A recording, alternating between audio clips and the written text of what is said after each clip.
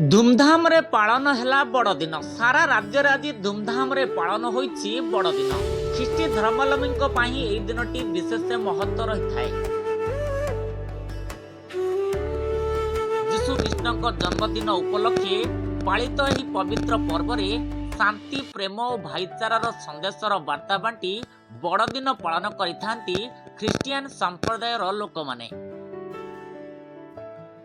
बड़दिन उपलक्षे गतकाली राति आरंभ होइथिला विशेष प्रार्थना। राज्यर विभिन्न सहर और ग्रामर चर्च गुड़िकरे हजार हजार भक्तों भीड़ जमीथिला। बड़दिन पूर्वर चर्च और घर गुड़िक रंगीन आलोक तारका एवं क्रिसमस ट्री रे सुंदर भावे सजा जाइथिला। सहरर रास्ता और बजार अंचल मध्य उत्सवमय आलोकरे झलमल करुथिला। आज ख्रीस्टियान माने नुआ पोशाक पिंधि चर्च को जाइथिले।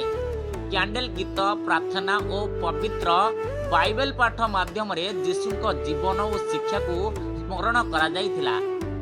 बड़दिन अवसर रे केक काटिबा मिठा बंटन और परस्पर को शुभेच्छा जणाइबा दृश्य सबुठारे देखा मिलिथिला।